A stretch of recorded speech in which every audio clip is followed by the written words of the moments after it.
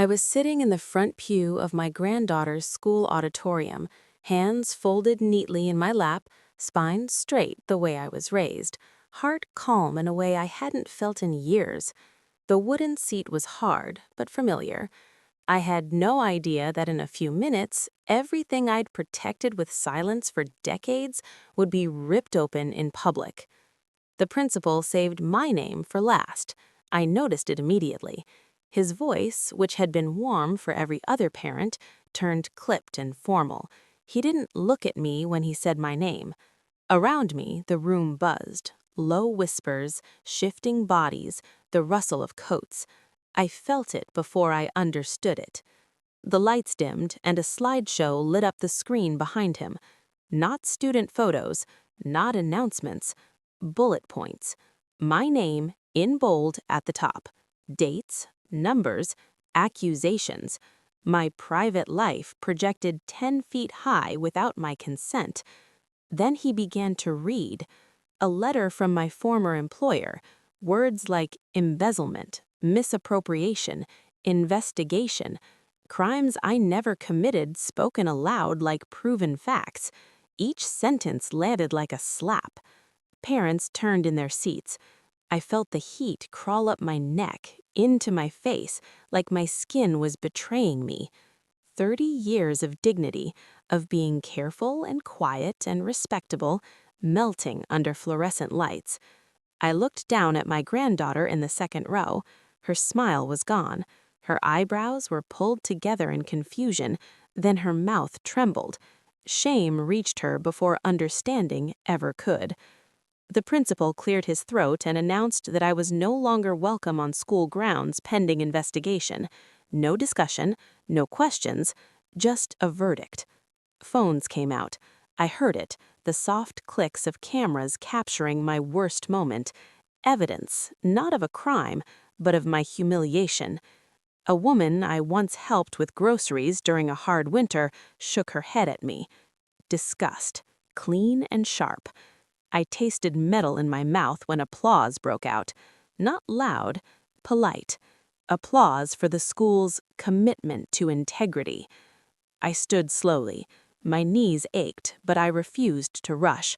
I would not give them tears. Not here. Not like this. As I walked down the aisle, someone muttered it, just loud enough. Thief. Outside, the cold air hit my lungs like punishment, harder than the accusations, harder because it cleared my head. That's when I realized it was planned.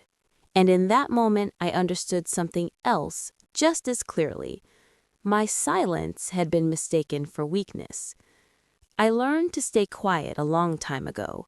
The first lesson came in a small kitchen in 1968.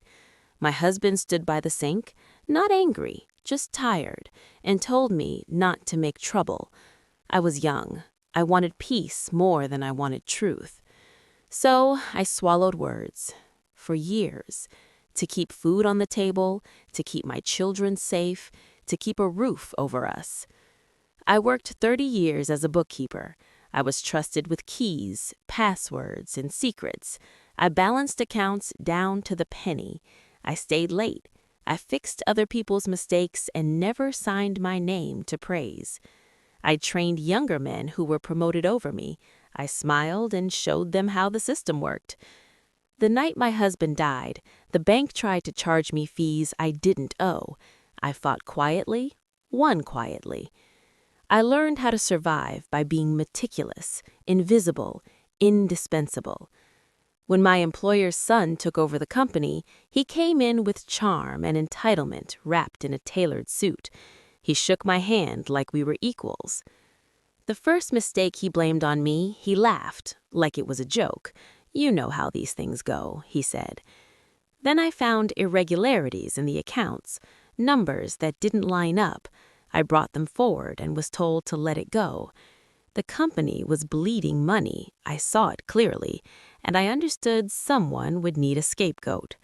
I chose silence again. I believed loyalty counted for something. I believed my years would protect me. I signed my retirement papers thinking I was leaving clean. I didn't know a story was already being written behind my back. I held my granddaughter as a baby and promised she would never see me broken. But I carried the old wound with me, the pain of not being believed, stitched over with patience and fear. The letter arrived 2 weeks before the school event, confidential stamped across the top. My hands shook before I even opened it. Accusations laid out in cold legal language. No emotion, just damage. I called the company, put on hold, disconnected. Rumors spread through my small town faster than facts ever do. Then the school emailed me, a meeting about concerns raised by a donor. I knew immediately who it was, my former employer's wife, head of the PTA. My bank account froze overnight, pending review. The local paper ran a short article, vague, suggestive, financial misconduct by a respected community member. Friends stopped answering calls. Church smiles turned thin. My granddaughter asked me why kids said her grandma was a criminal. I filed a formal response, attached documents I'd saved for decades, receipts, logs, proof. The company's lawyer replied with a threat. The pressure was designed to crush me into confession. At night, I laid boxes of records across my living room floor. My hands shook. My mind did not. That's when I decided I would not disappear quietly. The call came at 11:47 p.m., a number I didn't recognize. I almost ignored it. It was a junior accountant from my old firm. His voice trembled. He asked if we could talk. He told me about archived files marked for deletion after the takeover. He told me he'd been instructed to alter dates and balances under my login. Everything snapped into place. He emailed me a zip file while we were still on the phone. Forged authorizations, rerouted funds, internal emails. They hadn't just used me. They planned to destroy me. The next morning, I called a lawyer, a woman who listened without interrupting. She told me my silence had preserved evidence others would have erased. Then she said it. We can win this. The power shifted. Within 24 hours, we filed an injunction. My accounts were unfrozen. The school received a legal notice. Fear turned into something sharper. For the first time in years, I slept without apologizing in my dreams. The courtroom was full, press everywhere. I walked in upright, documents organized, eyes forward. My former employer wouldn't look at me. The digital trail was presented step by step, name by name. The judge's face changed. The junior accountant testified, steady, unafraid. Emails were read aloud, plans to pin it on the old woman. The gasp was loud when the amounts were disclosed. A forensic audit was ordered, charges recommended. Outside, cameras flashed. I answered one question calmly. The school apologized publicly. The principal resigned. A settlement was reached. Enough. I donated part of it to a scholarship in my granddaughter's name. Truth crushed reputations better than revenge ever could. The town grew quieter.